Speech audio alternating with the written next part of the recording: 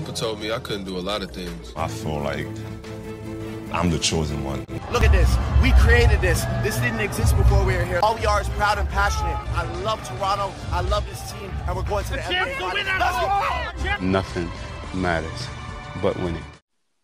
Welcome back to another episode of Rapzville Weekly. I'm your co-host, Gabriel Chelio, here with Adam Casucci. And today we're going to be doing another origin story, keeping it going with the guards. Now we have Patrick McCaw today. So this is our, I believe, fourth origin story now. And this is being recorded as of August 3rd, just to keep that in track before we talk about the Orlando bubble. But to start it off, Patrick McCaw was born on October 25th, 1995 in St. Louis, Missouri, to Jeffrey and Teresa McCaw. He played all types of sports when he was young, but he specifically remembers having a connection to basketball from ages as early as 3 to 4.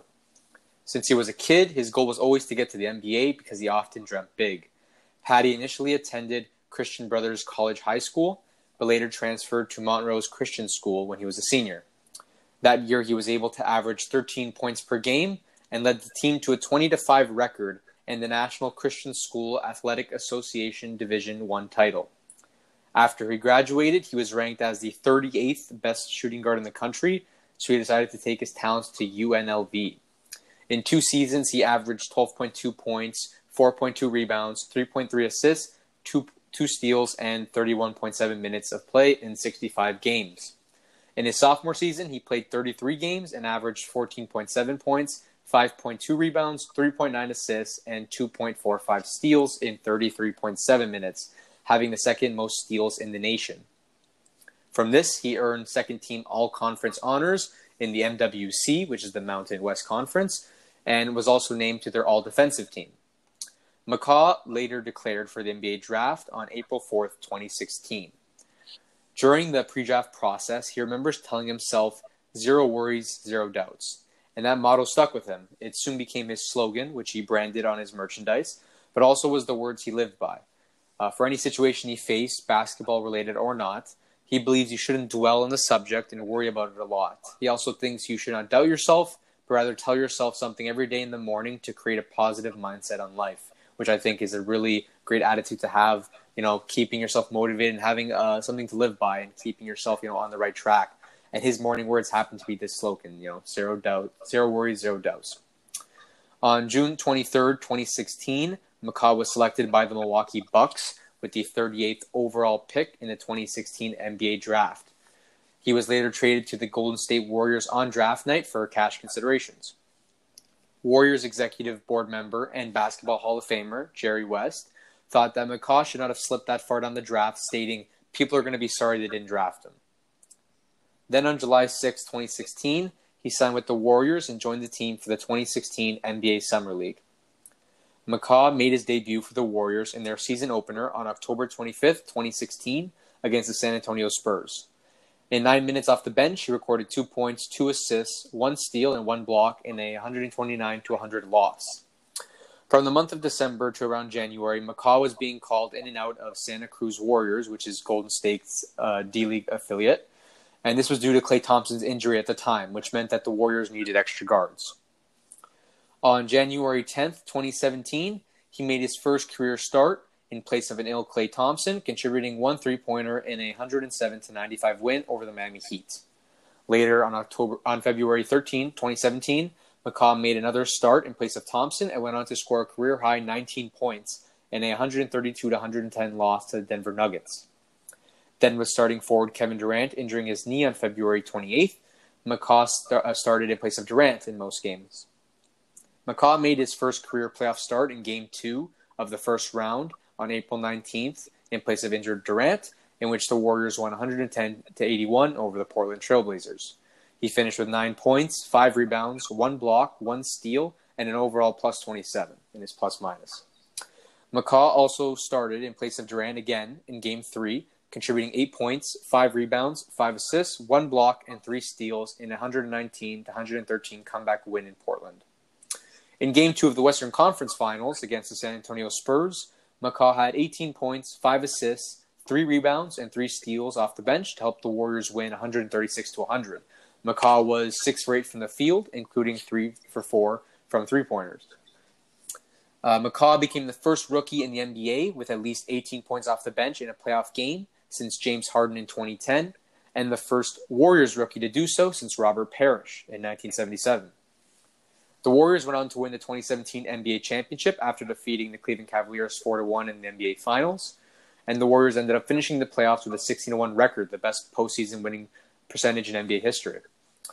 On November 27, 2017, McCaw started in place of an injured Stephen Curry, scored a season-best 16 points with a career high of 7 assists and 4 steals in a 110-106 loss to the Sacramento Kings. Then, on March 31st, 2018, something would happen that would be a pivotal point in McCaw's life and NBA career. All basketball fans remember this moment.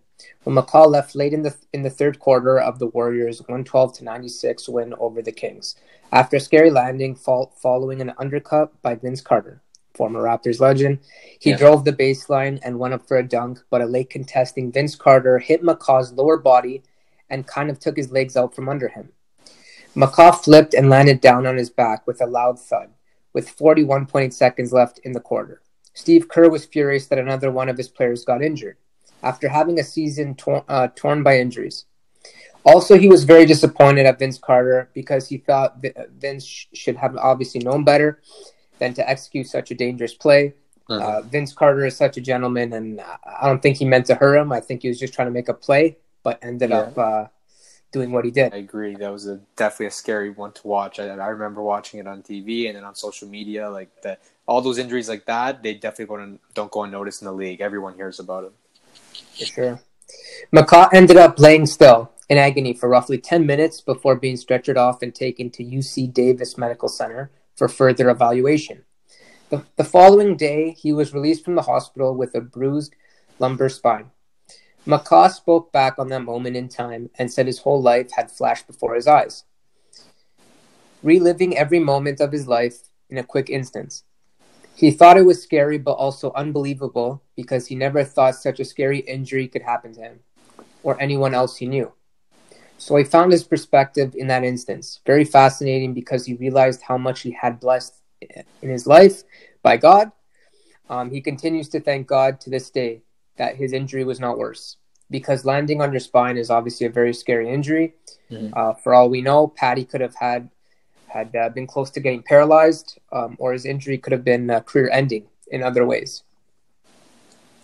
He doesn't place any blame on the situation, and he doesn't ask any existential questions like, why me? He prefers to look at the positive, like the fact that he was able to get out of it fully healthy, still being able to play the game he loves.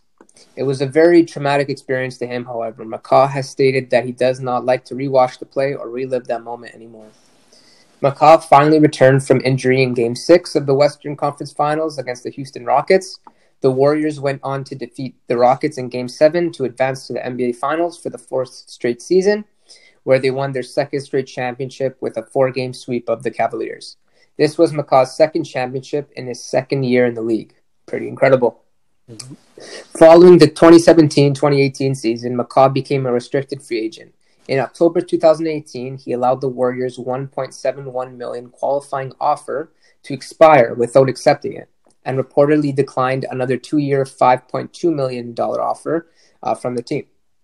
He remained restricted, with the Warriors retaining the right to match any offer from another team. After remaining on the free agent market for nearly 6 months, McCaw signed with the Cleveland Cavaliers on December 30th, 2018. But then on January 6, 2019, he was waived by the Cavaliers after appearing in 3 games. McCaw believes that those 2 years with Golden State were extremely special, as he learned a tremendous amount. He worked with some of the best players and coaches in the league, who all held themselves to such high standards, because they had a goal in mind they wanted to achieve. They went to team dinners together, bonded, and did a lot of stuff as a team because they wanted their chemistry to flourish in order to produce the best basketball possible. He also showed great appreciation for the stars of their team that mentored himself and the younger players. He praised players like Draymond, Curry, and Durant for helping him and other guys develop. They worked to not only improve their own games, but also to guide the younger players to success. On January 10th, 2019, McCaw signed with the Toronto Raptors, where he played sparingly, mainly as a bench player. The Raptors, as we all know, advanced to the 2019 NBA Finals against McCaw's former team, the Golden State Warriors. We obviously won the series in 6 games to give McCaw his 3rd straight championship. He became the 3rd player ever to win titles in 3 consecutive seasons with different teams, joining Steve Kerr and Frank Saul. And he became the first player to win 3 consecutive NBA titles since Shaquille O'Neal, Kobe Bryant, and other Laker players from the Three-peat team in the years 2000 to 2002. He also became the 7th player to win a championship during each of his first 3 years in the league. Pretty impressive. Mm-hmm. On July 8, 2019, the Toronto Raptors announced that they had re-signed with McCaw. Then, on November 6, 2019, the Toronto Raptors announced that McCaw had undergone arthroscopic surgery on his left knee and was expected to be sidelined for about 4 weeks. This season, his point high was 18 against the Boston Celtics on December 28th. He also had 7 rebounds and 8 assists in 43 minutes of play. He has gotten a lot more minutes of play this year, coming off the bench, but he struggles to put up double-digit numbers in the points department. His last game on March 9th against the Jazz, McCaw played 43 minutes and put up 2 points, 6 rebounds, and 2 assists on 1 for 5 shooting. He has not played in the Orlando bubble so far, as of August 3rd, with another knee injury. When this obviously is being recorded right now, he was ruled out of all the scrimmages due to the knee injury, and then we later found out it was really sore.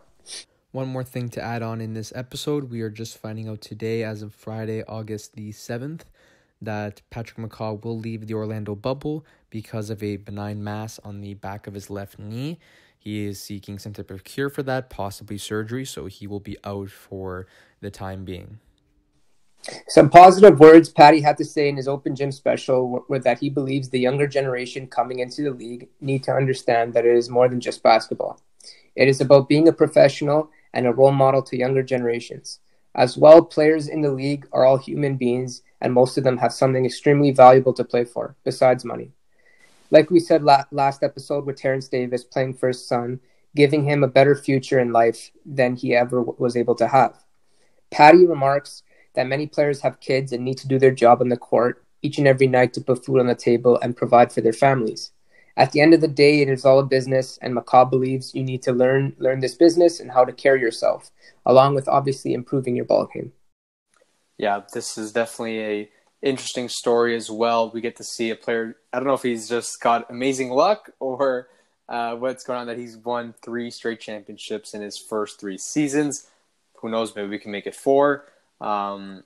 Obviously, Golden State Warriors are a phenomenal team, and he was there at the right time. And during that open gym special, I really got to see his attachment to the team. He was really grateful for those years spent with them and learning from them. And obviously, it is a great organization. They created a dynasty there. So it was probably wonderful being a part of that. So having a player like that coming along this team, although he was still very young at the time, he at least did have championship experience joining us. And we were able maybe to learn a little bit about how to carry ourselves and how we wanted to, go about things to become NBA champions. You saw us throughout the playoffs. We were very serious, very locked in, and we never celebrated until the job was done. And, we were like that for most of the time. Lowry, Van Vliet, everyone, we were very stone cold, Kawhi. And we wanted to make sure that we got the job done before we celebrated and got carried away. And I think that comes maybe with the experience of guys that have been there. Let's say like McCaw, he saw how dedicated his team was and how they wanted to be, really playing together and working hard. He probably brought some of that mentality to the team, saying, yeah, I know how they did it here, and it requires a lot of dedication, a lot of focus, and a lot of mental preparation along with the physical of playing. So I think bringing him to the team really helped us get some more championship experience and knowledge of the finals and the playoffs that probably helped this team, get to where we were, and by winning the chip. Yeah, for sure, Gabe. And I just wanted to ask you how crucial it is to have such a player like Patrick McCaw. Very, very reasonable with his minutes. If Nurse feels that he isn't the best matchup for the opposing team, he will sit him out, and no complaints. Patrick McCaw understands, and he really embraces his role. He's very good in the locker room, has a great attitude, obviously always positive, and he also is great. He is kind of like a young veteran. He is very mature for his age, Yeah. And he does help guys like Paul Watson, O'Shea Brissett, for sure, on their games, and all the younger players. So how crucial is that to have a player like that on the bench for the Raptors? Yeah, I think it's very important to have someone like him as like a mentor to the younger players in the league, because they probably see, they want to make their way into the starting lineup. They want to fight to be there, but obviously, we have very talented players on our team, and they might not be able to get there. So they can look at someone as like Patty McCaw and see that he is now a 3-time champion who just made his way getting his role. And at the end of the day, it's all about winning. You want to be there. You want to be a star. You want to grow yourself and become this big player in the league. But at the same time, you want to know that it's about the basketball, and you're not just playing to become a superstar. You have to play your role. If you know you're not the most skilled, you're not going to be the next, Pascal Siakam, Fred VanVleet, then you have to think, what is in your reason? You got to go out every night and perform to the best of your abilities and perform your minutes. If you get 5 minutes, you got to play hard those 5 minutes, make your shots, and make yourself worth some value. And then obviously Patrick McCaw's done that. He got a couple of contracts by the Warriors before he declined them, but he got a couple because they wanted him to stay, because he was doing his job off the bench, if not starting, because they were faced a lot of injuries. And he was able to grow with them. So having someone like that on your team, it's very important to just be a role model for the younger generation of players that might not be, getting to that full potential and becoming one of those superstars in the league, but just being an average role player. You can do your part and you can get your championships. And that's, at the end of the day, is one of the most important things, being an NBA championship. That's what everyone aspires for in the league. And Patrick McCaw's done that 3 times. So, clearly it's something to admire and follow. Yeah. Bringing it back to the current situation with the Raptors 2-0 here, and McCaw, he's recently getting back from his injury with the sore knee. When he does come back and is fully healthy, do you see him playing ahead of guys like the guards like Matt Thomas, Terrence Davis? I know the way they've been playing isn't up to par, obviously, right now. But do you see McCaw ahead of them in the rotation or behind them? I'd like to hear your response on this too. But before you speak, I'm just going to say, I think when he first came to this team, I was excited because I knew that he was a decent player in Golden State. He had a winning mentality, and on the few sparks that I did see him play, I was like, okay, he's pretty quick. He can do his job defensively. He can get down the court, and he can hit the 3 ball. We've known that, but when he first came, he was very shy and didn't really take too many shots. If he had an open look for 3, he would mostly just drive and kick or try finding a better pass, kind of be unselfish. And I think the problem maybe would have been his confidence back then. This season, I think he has a little more confidence. He's not afraid to take his shots, but he hasn't been performing, the best. Obviously, he's been getting a lot more minutes this year. If you look at his game log, you're going to see that he's been playing a lot more this season, or roughly 20 minutes some of these games. It's either he doesn't play or he plays 20 minutes, almost 25, 30 minutes some games. And I guess that also because we had a lot of injuries this season. So he definitely, can do his part. I hope to see him step up because he can perform. I know that he can be a spark once in a while. He's a very quick player. He can drive. He can make high IQ plays, and he can hit the 3 ball. So I'm hoping that he continues to play that way. Whether or not I think he comes back, I'm not sure. Based off the minutes he's gotten so far, I'm assuming that when he comes back from injury, he would be getting, a decent amount of minutes, especially because Terrence Davis and Matt Thomas have been getting less.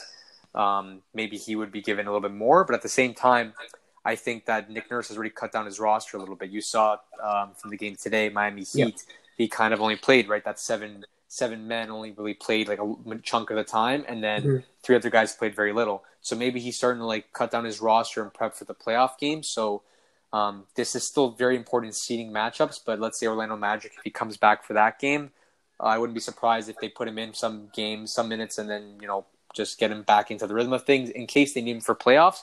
But I feel like we're already getting into serious basketball where they may not want to take the chance. But I'm curious, what do you think about this? Do you think that he will be getting some more minutes or pass those guys? Yeah, for sure. I think he will get some more minutes. I feel Nurse really believes in the veterans. I feel like when it's a very tough situation, I think Nurse would always put the older guy usually ahead of the rookie. And not only just because of the skill and everything, I think just because of their mentality and the IQ.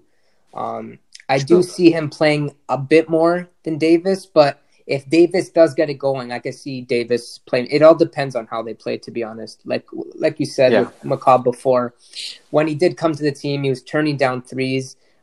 he wasn't playing with a spark and he wasn't bringing energy off the bench. True. And that's something that the Raptors really need when the bench unit comes on. So he wasn't that guy. But as time went on, this season he's played much better. If he has an open three, he's looking to take it with confidence, and that's what we need from him. If it's an open shot, take it. It's the right play, take it. Don't try to drive and kick and try to make a better play when you have your best opportunity to score the ball right there, right? So that's what I think. I think depending on who plays better, Davis or McCaw, that will be like kind of the backup point guard kind of role. Yeah, two things I wanted to say there. I think one, I think it comes with also I think he's more sound defensively. That's the reason he would get the edge over TD and especially Matt Thomas. I think he's been in the league for a couple of years. He knows how to play defense. He's also very quick. You saw in college, he led the nation in steals. He's very active defensively. I think that would take him, over the edge to the other guys. And the reason why Nick Nurse maybe would want to put him in, because he knows you can count him in on one end. So as long as you can, do your best on the other end, at least you have some type of, positive output of like why you're on the court.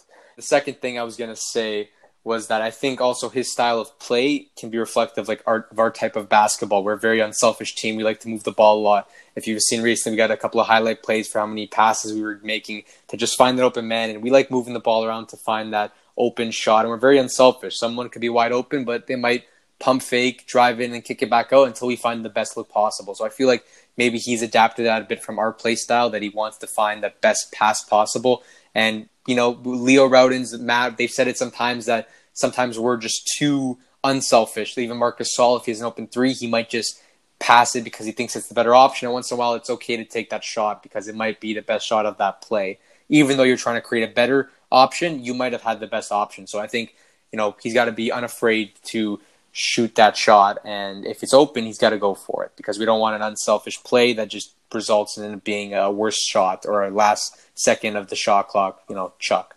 Yeah, for sure. You gotta show that you're confident in shooting, and even the defense will play differently. If they see you're confident shooting the ball and making a couple, it opens up other opportunities for your driving game, like you said, the passing, and it makes the game so much easier for the rest of the team. I agree. So moving down the stretch with Patrick McCaw, do you believe that his game can really improve in terms of obviously scoring, playmaking, and defending with the team?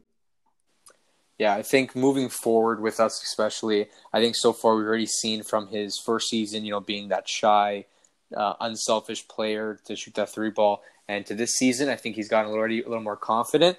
Maybe that was just because he was with us, for half a season and he was not into the swing of things and he was too scared to take those shots.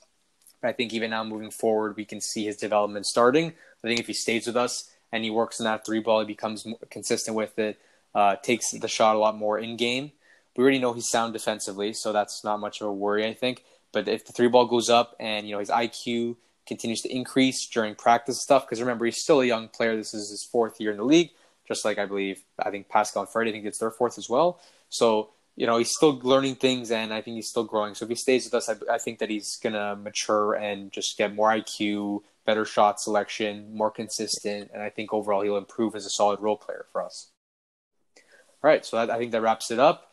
That finishes off our origin story for Patrick McCaw, fourth one down. We have to finish the guards next episode. We might put 2 and 1. We'll see what happens there. But yeah, hope you all enjoyed. Please like and subscribe on YouTube.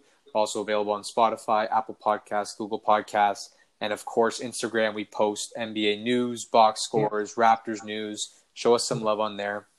Yeah, that's us signing out. Peace.